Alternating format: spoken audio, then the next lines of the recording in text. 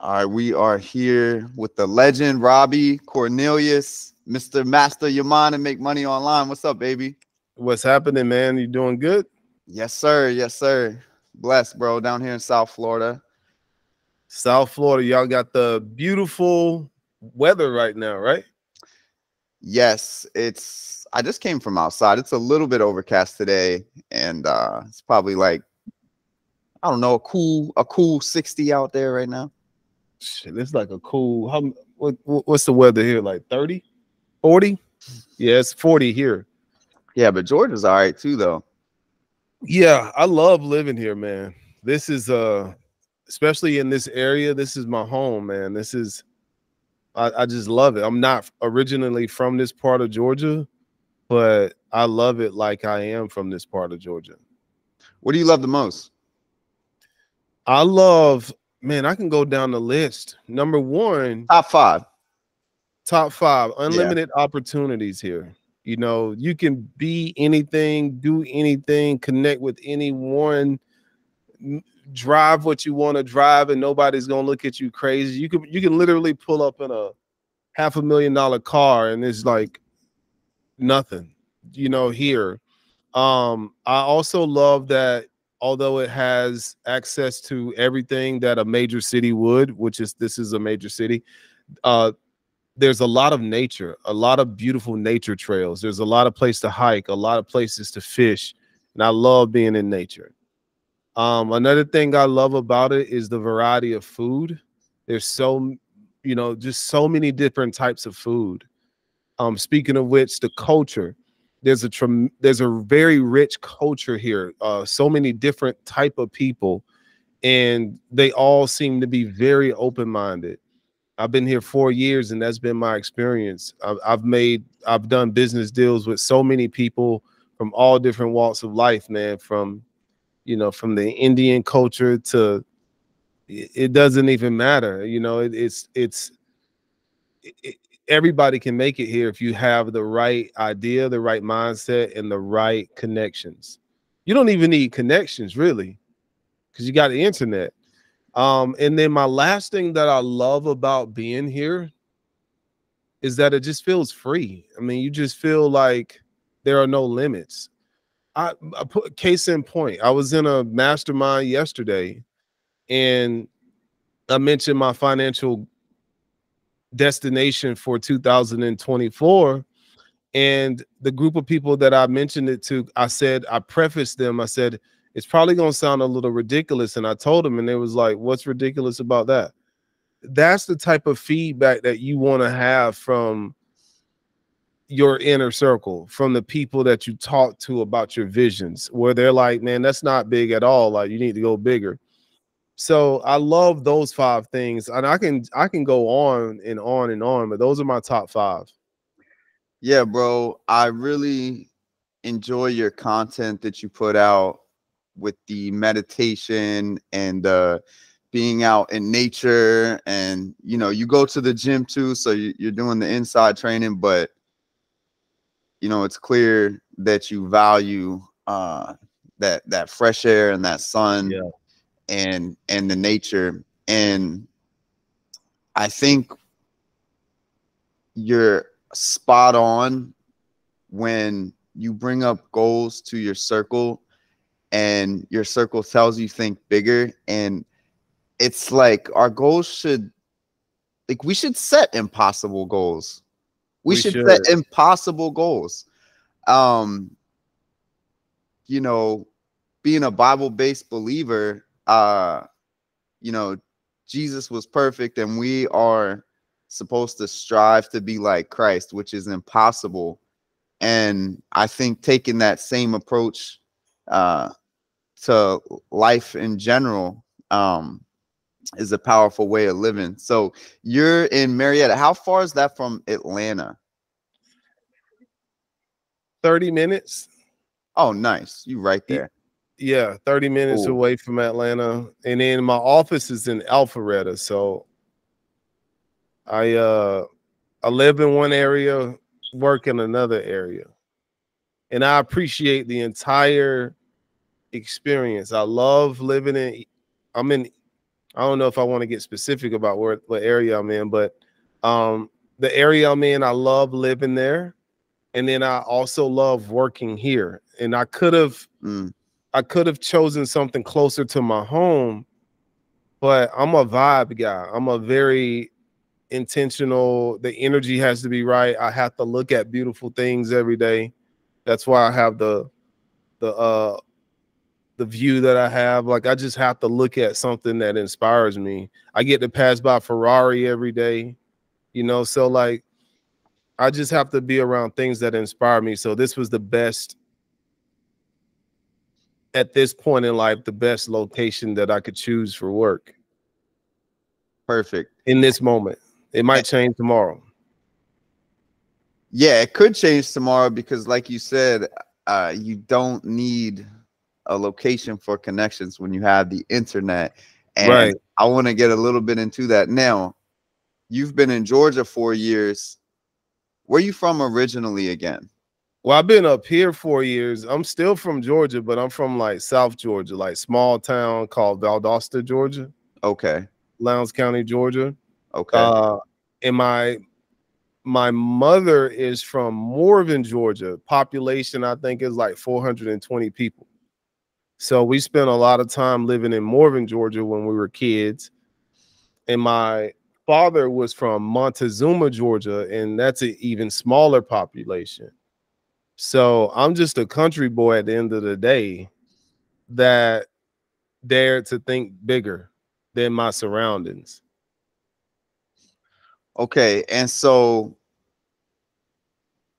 I remember, you told me that you used to rap back growing up, and now you have, these awesome digital companies that you've grown over the years. Right. How do you go from being a rapper to getting so into the internet? That's a really good question. So, long story short, I started rapping. I heard Baby Got Back when I was a kid. I know nobody should be by Sir Mix-a-Lot when I was a kid. Right. And then Criss Cross was out. Criss Cross make you jump, jump. So ever since I heard those two records, I wanted to rap. And then Snoop Dogg came out with Gin and Juice and things of that nature. And so I was heavily influenced by rap music. And by the time Snoop Dogg came out, I was like, I'm pretty sure I'm gonna be gangbanging. Like, I already knew that. Like, I already knew, but that's a I went prereq, right? Back then. If you want to right, be a rapper, like, you gotta right, have a street cred, you know what I'm saying? right. So I became, I got involved in the streets very around the age of 16. I really started running the streets and kind of making a name for myself in the streets. It wasn't a good name at the time. I thought it was a good name, better to be feared than to be loved, in my opinion, back then. And that's what I aimed for. And so I wanted to make sure that everything that I wrote about and rapped about, I was actually living. And it wasn't hard because I grew up in a very violent household. My dad was an alcoholic, abusive drunk that beat my mother every chance he got. Um, Many nights we would have to run out of the house at like 3 o'clock in the morning because my dad would come home from it was this place called the Dog Track in Monticello, Florida. He would, if he lost his money, like, you gotta be gone by the time he makes it home that morning because he's drunk, he's pissed off, and he's just gonna want to fight. If he won money, he's still gonna get drunk, but he probably wouldn't come home because now he has money to go out and party with. But you still need to leave because you never know when it'll pop up. So we've spent many of our days and nights living in fear of him.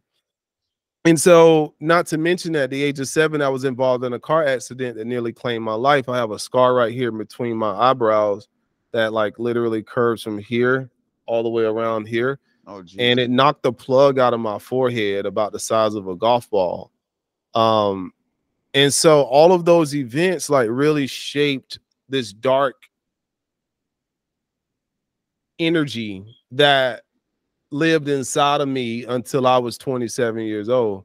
So I wrote about it, I rapped about it. And at the age of 27, I was so depressed that I thought about unaliving myself. I already planned on doing it. I came back from, I just flew back in from Ogden, Utah, did my last show. I shook the hand of my friend Jimmy at the time. I told him bye. He didn't know that that was my last time that I was thinking about seeing him. And I went in the house and I contemplated doing it. And at that time, I really realized I lost fear of death. And in the moment of me losing fear of death, I realized that on the other side of that could possibly be the ability to lose fear of living. And so I'm having this conversation with myself. And this conversation was about the life I lived up until that moment. Like, man, you've been blaming everybody for your shortcomings since you were a kid. Since the moment you got in that car accident, you basically been a victim. Because when I got in that car accident at 7, that was my excuse for not turning in my homework. That was also my excuse for failing class. And then when things got hard for me, my father, he jumped on my mother last night. That's why I'm mean, or that's why so I just continued, which were all valid things that happened. But I realized that I carried that into my adulthood in that moment. And this conversation I was having with myself was basically like, what would happen if you stop blaming everybody else for your shortcomings? What if you being from an abusive household didn't matter? What if you dropping out in the 9th grade wasn't What an triggered excuse? that? What triggered you to think those things? When you lose, when you there's something happens in your brain and your body when you realize that you could take your own life. Everything, nothing else compares to that. So you Like, started questioning. You started questioning, like, hold on real quick, right? yeah, Hold on a second before we like really 100% no looking back commit. What if that's how that went? 100%. Here's the gun right here in front of me. I'm one decision away from just, so now let me entertain things that I've never, it's like it opened up a different part of my brain. It's kind of like doing it's kind of like being on mushrooms or something, like, Right, because there's always a way though, right? Like you right, gave yourself, you deep down, you gave yourself a way out. a permission slip. Yeah. You said, hey, And what if? Just with what if though? That's how right, powerful that is. because my thought then was death got to be easier than living, because living has been extremely hard up until that moment. So now all these other thoughts are rushing in that I never thought before. What would happen if you being black wasn't an issue? What if you being a dropout wasn't an issue? What if you didn't blame the government or blame the environment you grew up in? What if you didn't blame your father? Like, what if you forgave all of them? And so I'm just sitting there, man, like crying, dude, just like crying, like wrestling with myself. And then I just started to sit there with my eyes closed, and I just started repeating "I love you" to my emotions. I don't know why I did it. I just started saying "I love you" to all my emotions, no matter who or what it was related to. And then, man, all of a sudden, dude, I did that for like 10 or 15 minutes, and all of a sudden, man, I felt like this weight that I didn't even know I had on me lift off me. Like, I mean, I still remember that day like it was yesterday.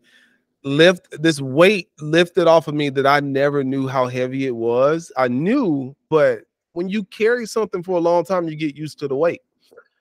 So this weight lifted off of me, man. I cried like a baby and laughed at the same time, man. Like in that moment, I snapped and I had this expanded, this awakening that woke something else up inside of me that let me know that I'd been playing small my whole life. I've been playing I've been acting like I was a victim, and I didn't have to be. Although those circumstances that happened to me were very real, I didn't have to be a victim, and that was liberating for me. And I immediately I might have been in meditation, man, for 30 minutes to an hour. But right after that meditation, first time I even meditate, didn't even know what it was. I just closed my eyes and said the same thing over and over again. I pick up the phone, I call my mother, and I said, Mama, I figured it out. You got to forgive Dad. Like, my dad died when I was 16 years old on his birthday, randomly.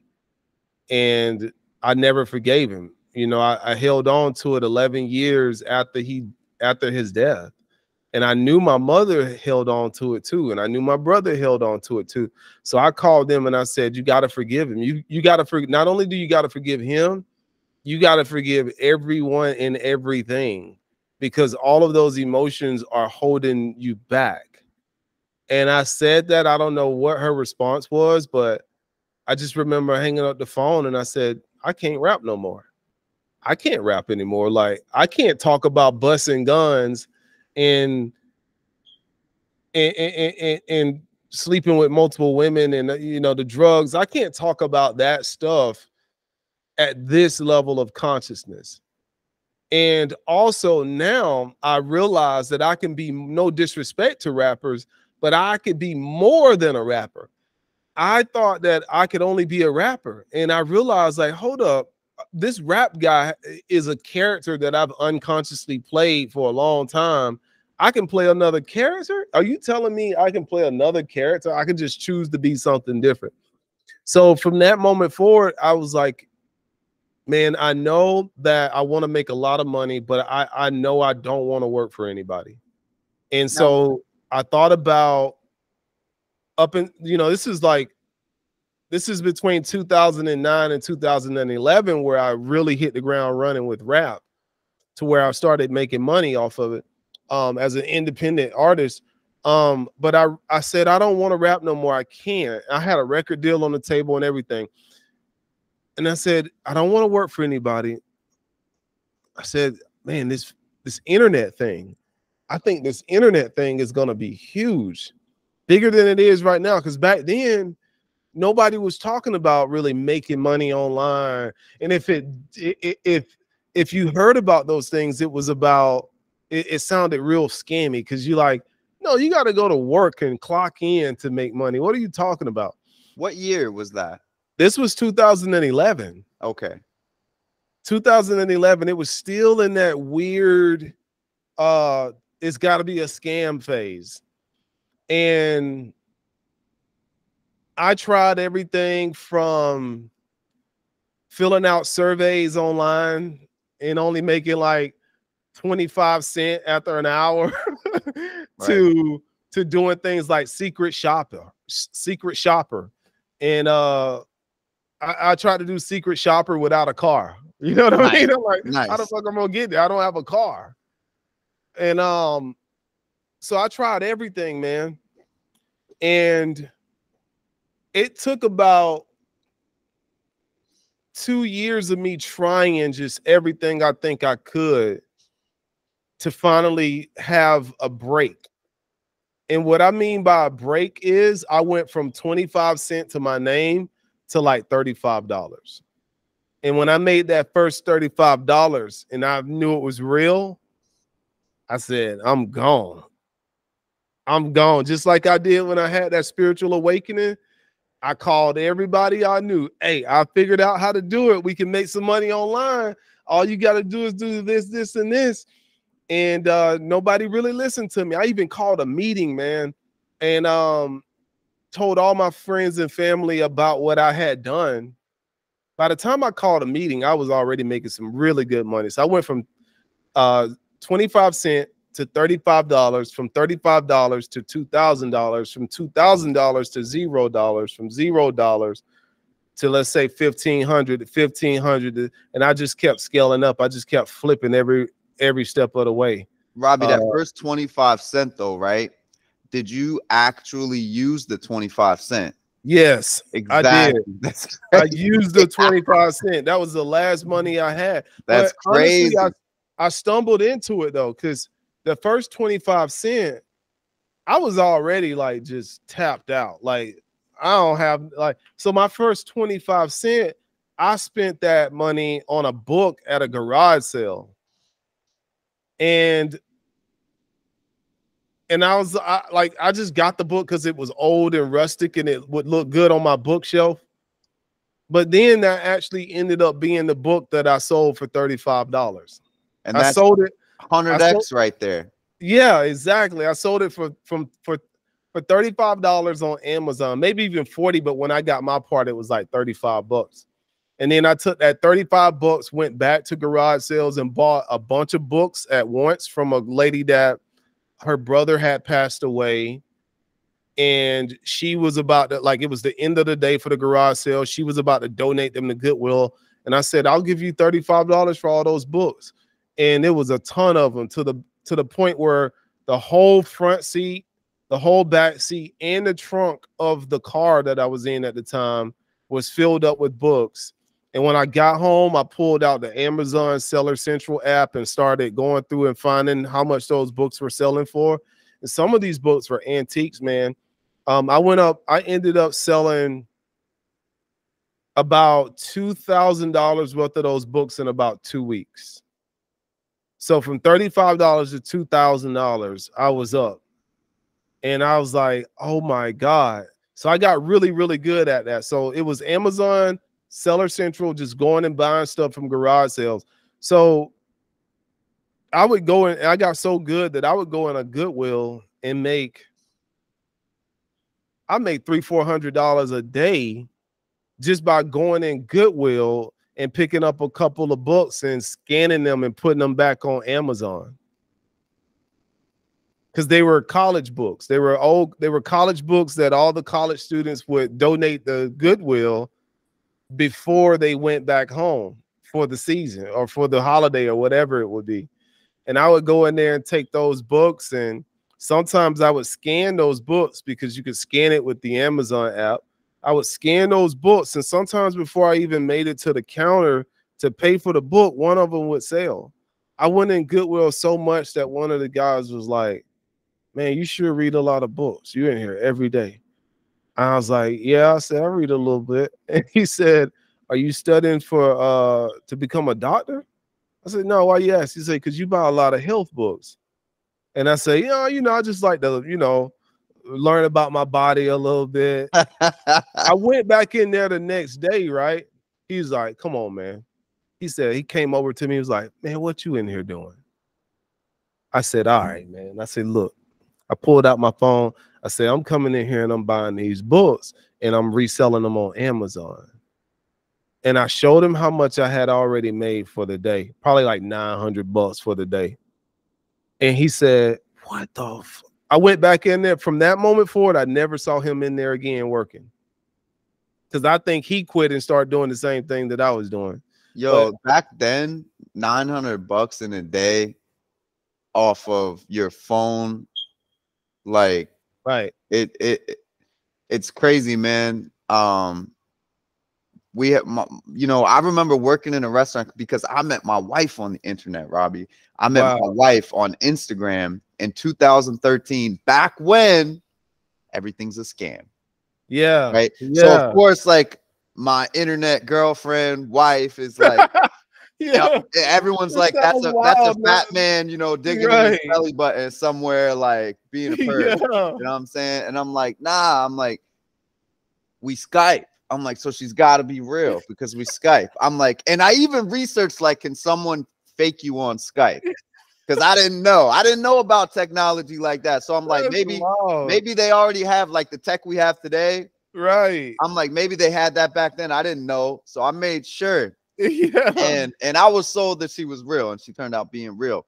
But Robbie, had an Instagram account that was her account. Yeah. And then she had a branded account where she only posts beautiful, like, from here down, like to like cleavage area, Right. of beautiful women on the page, right? Right. And they she built that page to the point to where it was active enough where girls would pay to be featured on the page, and other accounts similar that were doing the same thing but going through the building process would pay to have time-stamped features on the page, Right. right? Right. Right. And so here's an example, like we'll shout you out 3 times a day For for X the amount of rest of the dollars. month for X amount of dollars, and it was high ticket.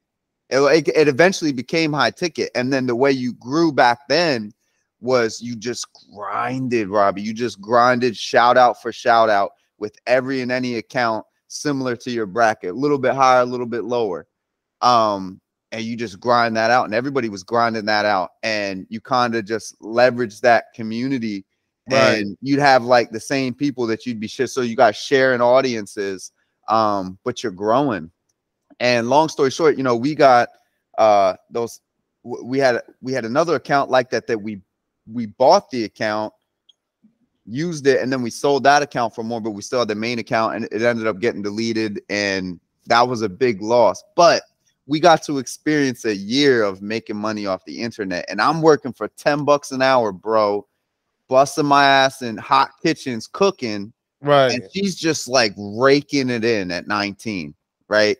Raking it in off this Instagram. She's got like 2 iPods and an iPhone and a Mac, and I'm like, yo, you know how hard like I gotta work to make like $100, Right. And so she kind of put me on to the idea, but that system compared to like selling on Amazon back when there was no Right. such thing as being gated, Right. um and other things like that, I just never, I think a lot of us, right, like that dude obviously went and probably watched a YouTube video right after meeting you. Right. Like he probably went and just Googled that or went and did whatever and just did it and was like, because that Exactly. was a hack. Like that was the Right. easiest hack. It was the That easiest hack. one of the easiest hacks ever was what you did back then. Yeah, and I And just took the money and saved it, man. I just saved my money. Then a friend of mine that loaned me some money. He loaned me like $5,000 to invest in my rap career at one point. I hadn't seen him in a couple of years, and he was like, I finally heard from him one day. He's like, yo, remember that money I let you hold? And I said, yeah, you want it back? And he said, nah. He said, don't worry about the money if you help me come grow my apartment complex. And I said, well, how? Grow it how? And he was like, just use your internet skills to help me fill it up. And he said, in exchange for that, I'll give you a free condo, 3-bedroom, 3-bath, no bills, internet paid for. You just bring your family and you're good. So I thought about it and I'm like, man, shit, if I didn't have any rent and our cars were paid off, I'm like, man, I could really stack it up. So I agreed to go out there and help him grow his apartment complex. It didn't take long, maybe a month or two after being out there, I filled the place up. And he came to me and he asked me, would I love to just take over the company and like, just manage everything for him. I said, I'll do it for a year. And that's it. I got to go after that. I said, because I'm making money online. He said, all right, Rob, if you can help me for a year, I got you. Shouts out to Bobby D, by the way. That's the guy that taught me how to be rich. And I ran his company. I agreed to do it for a year, but I ended up running it from 2000 and maybe 15 to 2018. So I ended up being out there for 3 years, and I just blew the roof off the place with my marketing skills. While I was there developing my marketing skills, I was inspired to start a marketing company and do it for other people. He started bragging to all his friends that were all successful business owners about what I did for him. and they all would come to me and ask me to build their website, you know, help them market online. So I started a company called Southern Web Service and started building websites and marketing. And that grew very, very quickly. So I got my online stuff still going.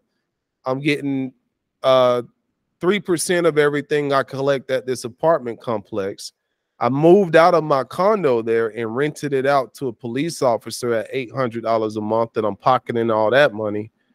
Plus, I'm making all this money from my web development company. So after a couple months, man, I had to go to him and was like, man, this is growing out of control. Like, I'm gonna have to leave you, bro.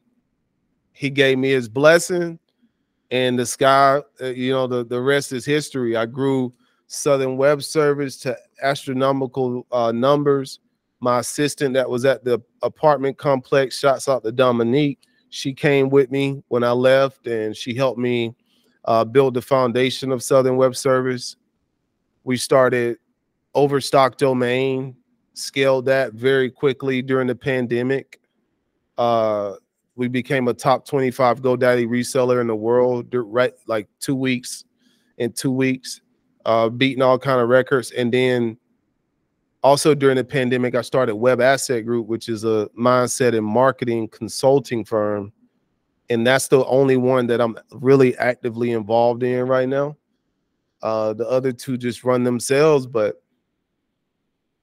it's just been evolution, you know, just When you evolution. got that first breakthrough, bro, because like that's a lot to unpack, bro. Like 25 cent, just the $35, like I said, that's a 10x.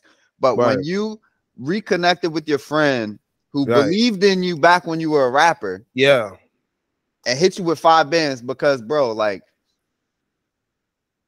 in the last 15 years of my life, I can definitely count on one hand the amount of friends I have to this day that right, would hit me with 5 bands if I ask. Right.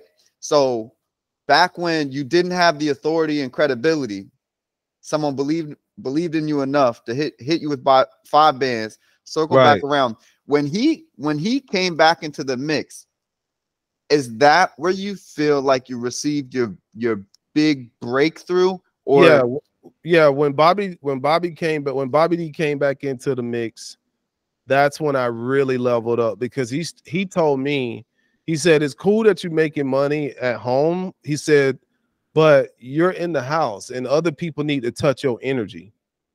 He said other people need to be inspired by you, and you need to be in different rooms. You need to meet people you won't have access to locally. And I didn't like that thought in the beginning, but he was right, you know, because once I got out, you know, I never left the house. I had a paid off BMW sitting in the driveway that basically went bad because I never drove it anywhere, because all I had to do was just sit home. So it put me connecting with him.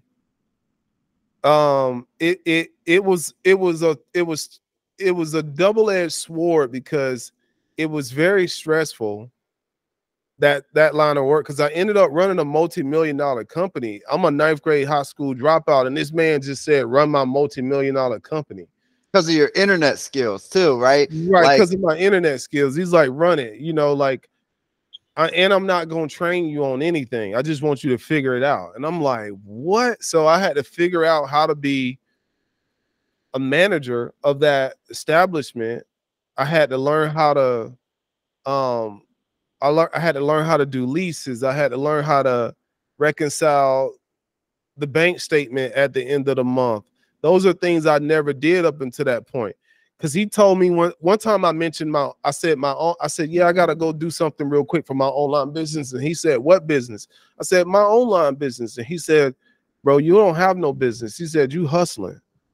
And when he told me that, I thought, like, it stung, but he was right. I was like, damn, I don't have a business. I'm just flipping products. Like, I don't have a business. That is when my mindset changed.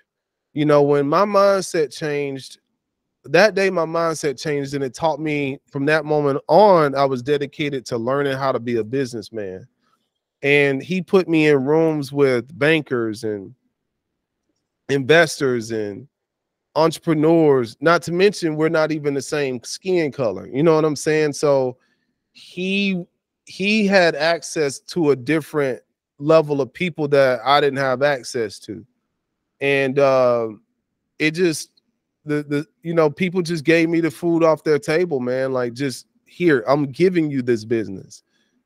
And so definitely connecting with him, but it was very stressful, man. There was many times I felt like just quitting. Like, I would call him, you know, every 3-4 months and say, bro, I don't know if I could do this no more. Like, this is driving me crazy. Well, bro, you did it on the fly. Like, that's the thing. Like, he's like, I think there's a really important part. Like, when he says use your internet skills, bro, like, you didn't go to college, you didn't get a degree, your internet skills. He doesn't even know what that means when he says that. He doesn't even know what it capability, means. Right? Exactly. And even at the time, you're like, dude, my internet skills to date, when he mentions that, are exactly this.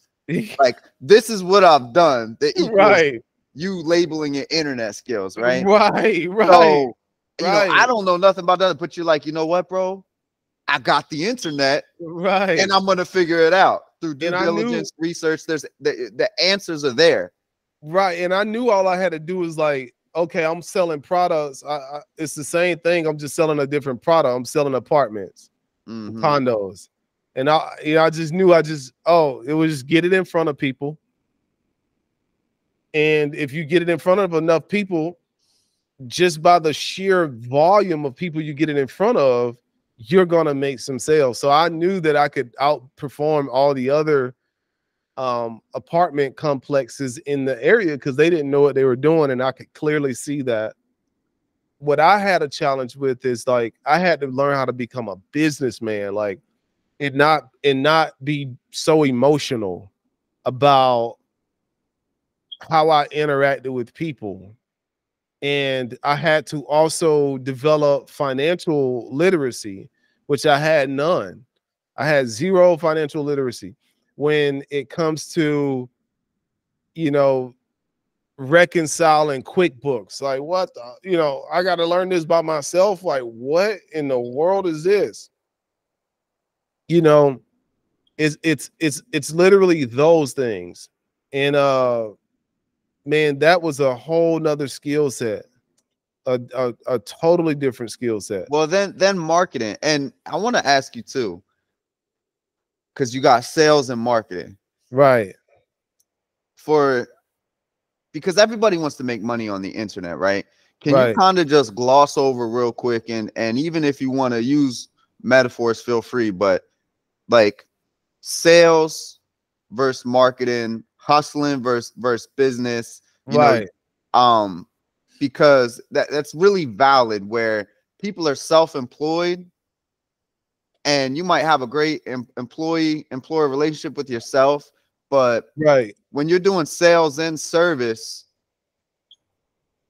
you know, can you kind of just like gloss over the importance of learning the marketing aspects so that things can become, you know, systematic and automated versus you just having to go. Man, that was another shift. After I left from running his establishment, now I'm in the driver's seat of my own company, and I'm actually doing the work. And it took me a long time to go from someone that was doing the work to someone that just owned the company, that owned the system. And so the difference is between a hustler and a business. Now, many hustlers are businessmen or women, but all businessmen and women are not hustlers. And the difference is a hustler 9 times out of 10 is thinking about a quick sale today. This one transaction, this one flip, there is no system really. There's just like, I'm just trying to take this and turn it into this. And that's how I was thinking. I invested 20 grand. I want to get 40 back or whatever. That's hustling. You still got to have a element of business, because but you gotta, that's still an old school manual way. When I shifted into being a businessman, I started understanding systems. I had this guy that I knew at one point that was just like, man, you got to have a system. And I hated that word system. It sounded so boring. I'm like, I'm an entrepreneur. I want to do something new every day, something different every day. But if you want to scale your company, you have to have some type of system involved. It can't just be you winging it every day. It can't just be you just flying by the seat of your pants every single day unless you have a system in place. Now I fly by the seat of my pants every day because I have systems in place. I got people, processes, and products for people. But you really have to think about, how can this business continue to thrive if I took myself out of the equation? Could it continue to thrive? What would it look like if I was not the one that did the work, but what if I was the one that instead owned the system? How can I go from a systems owner, go from being the hustler to a systems owner? And that's the big difference. Thinking about the company as a franchise, an assembly line, if you will. How can I think about it from that lens? Because what I thought is that entrepreneurship was all about the freedom, right? But then when I got behind the driver's seat of entrepreneurship, I'm like, I'm working sun up to sundown, 6 o'clock in the morning to 3 o'clock in the morning, sleeping 3 hours a night, doing it every single day for multiple years. And I'm like, man, there's got to be a better way. So what I found is that the system also needed to be something that not only worked without me, but that made money for me 24 hours a day, 7 days a week while I work, play, eat, and sleep. And what that was is learning to build subscription companies. And I look back at this, again, goes back to my mentor, Bobby D.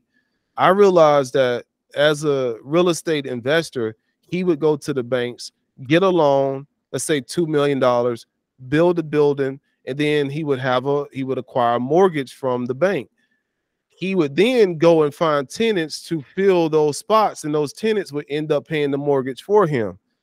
And then whatever he had left over at the overhead was the profit.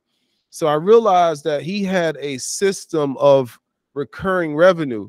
So I said, I got to go from being someone that's just building websites and charging clients one time to someone that has a software, some type of system that not only could we charge upfront money to build the website, but we can charge them on a monthly basis for having access to the software that we built the website on. Boom. And then now we went from just hustling to being what I call digital real estate. We got digital tenants all across the United States, anywhere from plumbers to roofers to accountants to attorneys to doctors to weight loss medical companies. They're all using our software to maintain and grow their online presence. And they all have to pay every single month. And so every client you take on is now an additional stream of revenue on autopilot 24 hours a day, 7 days a week. That's when my life changed. That's awesome, man. I think the having the product and service that is the big front end payment, and then the value for the follow-up service on the subscription is next level. And you also have mentioned, as we come into 2024, the power of affiliate marketing. Right. And self-branding paired with affiliate marketing. Yeah. Affiliate marketing is one of those things. If I had to do it all over again, it would be, if I could do it all over again, the only things that I would do now, I would still be in the SaaS, which is software as a service, but I would I would put more energy and effort into online education and affiliate marketing. And online education is basically you creating courses. I can't tell you the amount of money that's in courses. It's a digital product. You don't have to ship anything. You create the product one time and it lives on the internet forever. And people just all around the internet just buy it over and over again. And Robbie, are courses easier and faster to make than they've ever been? Yes or no? And then why? Yes, absolutely. Because of AI, because of technology, and because of the internet, first and foremost, and then because of AI. Like this camera I'm shooting on right now, this is an AI camera. You know, like it's just easy. Like, for instance, I can move around and the AI from the camera follows me everywhere I go. Once it stops recording, if I chose to record it, then I send it to another AI and it chops it up for me, transcribes it for me. It does everything for me. So you can literally go from just having an idea to now having a tangible piece of digital asset that people can purchase from you around the clock. I got a client right now by the name of Tyler. Tyler just text, by the way. He texted me this a few days after being up with his new platform. Shouts out to Tyler. Tyler did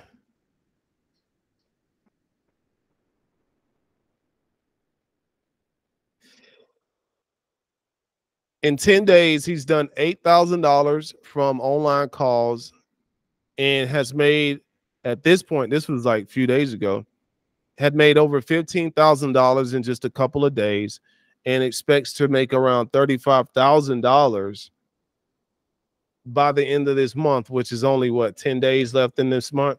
So $35,000 in 1 month just from having a digital asset like a course that people can buy from you on autopilot, and all you have to do is live your life, record it, look at the camera and talk about that, whatever thing you specialize in. Whatever you specialize in, just talk about it on camera. And like, yo, if you want to find out more about it, go to my website. That website is a membership that they have to pay to get access to. And now you're just building recurring revenue. The biggest problem people have is they'll grow an audience and they don't know how to monetize it. I know people that have 3 million followers and are homeless. I know people that have 3,000 followers and are crushing it.